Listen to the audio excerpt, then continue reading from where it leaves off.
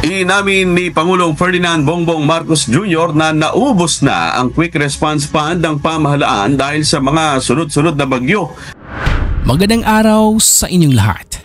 It's kapatid Alvin is here at welcome sa isa na namang episode ng ating vlog kung saan pinag-uusapan natin ang mga isyong mahahalaga sa ating bayan.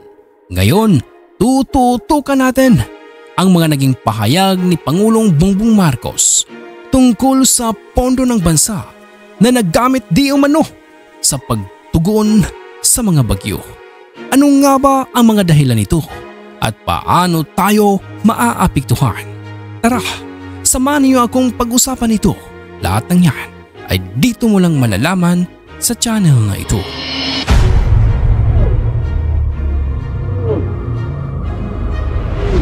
Unahin natin ang naging pahayag ng Pangulo. Noong November 6, 2024, sinabi ni Pangulong Bongbong Marcos na halos naubos na ang pondo ng gobyerno dahil sa mga sunod-sunod na bagyong dumaan sa Pilipinas.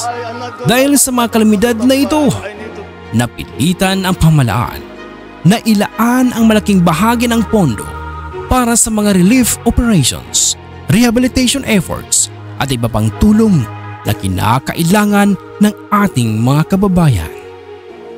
Alam naman natin na taon-taon palagi tayong tinatamaan ng mga bagyo at hindi ito bago sa atin.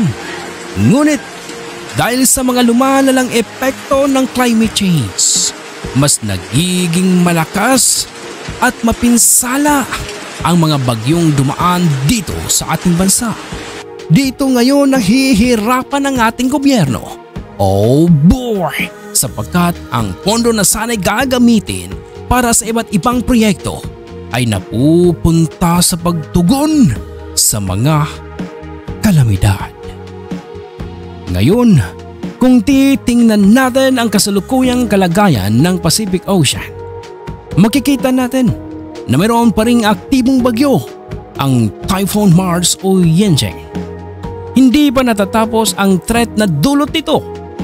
Bukod dito, may dalawa pang low pressure areas o LPA na may posibilidad pang maging tropical cyclones o bagyo sa mga susunod na araw. Makikita natin sa weather map na ang isa sa mga LPA ay may 70% chance na maging tropical cyclone.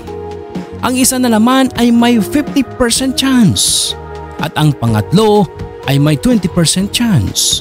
Kaya't malaki ang posibilidad na muling magkaroon ng masamang panahon na maaaring magdulot ng pagbaha, landslides at iba pang pinsala sa iba't ibang bahagi ng bansa. Isipin niyo ito ng maigi kapatid. Hindi pa man tayo nakaka-recover mula sa mga naunang bagyo. Ito na naman at may paparating na panibagong banta. Kada bagyo, hindi lang buhay ang nadadamay, kundi pati na rin ang ekonomiya ng bansa.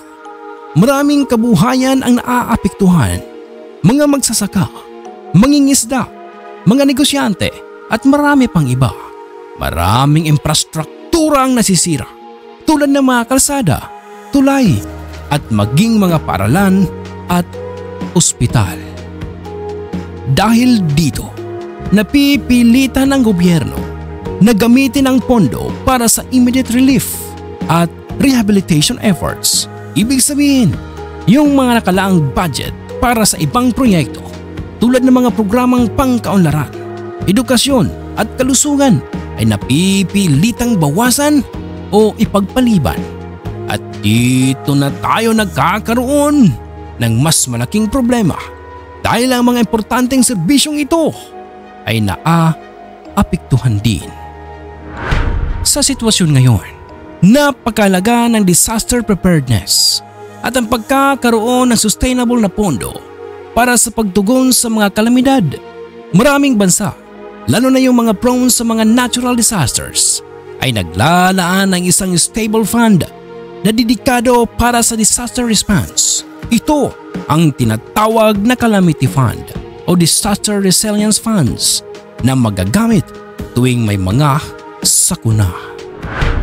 Ang tanong ngayon ay sapat ba ang mga hakbang na ginagawa ng ating gobyerno para masiguro na hindi tayo mauubusan ng pondo sa mga susunod na kalamidad? May mga hakbang bang ginagawa para palakasin ang ating kakayahan sa disaster preparedness at response? Ang mga tanong na ito ay mahalaga upang masiguro na hindi tayo magkukulang sa resources sa susunod na panahon ng kalamidad. Kaya dito na papasok ang papel natin bilang mga mamamayan. Bukod sa panghingi ng mas magandang sistema mula sa gobyerno, tayo mismo ay dapat ding maging handa. Ano ang mga pwede nating gawin? Simple lang. Alamin natin ang mga disaster prepared tips. Makilahok sa mga pagsasanay tungkol sa emergency response at suportahan ang mga programang pangkaligtasan na isinasagawa ng lokal na pamahalaan. Para sa gobyerno, mahalagang magkaroon ng malinaw na plano kung patuloy ang paglobo ng mga kalamidad at ang pondo ay laging nauubos. Oh boy! Baka naman, panahon na upang isaalang-alang ang pag-restructure ng budget at maglaan ng mas malaking pondo para sa mga sakuna. Maaari rin tayong maghanap ng mga international aid o mag-set ng partnership sa mga NGO upang may karagdagang tulong na dumarating sa oras ng pangangailangan. Sa huli, ito ang hamon para sa ating bansa. Paano tayo magiging handa at matatag sa harap ng mga kalamidad na patuloy na dumarating? Hindi natin mapipigilan ang pagdating ng bagyo, hindi nga ba? Pero kaya nating mapababa ang pinsala at tulungan ang ating bayan na mabilis na makarecover.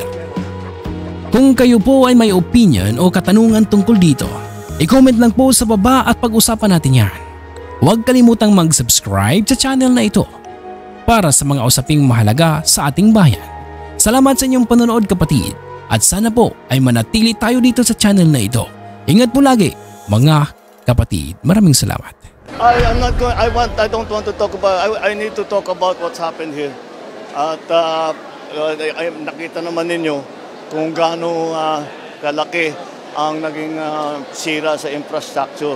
At yun ang tinitignan namin, in-inspection namin. Tapos yung kabuhayan. At marami talagang ang laki na talaga ng tubig.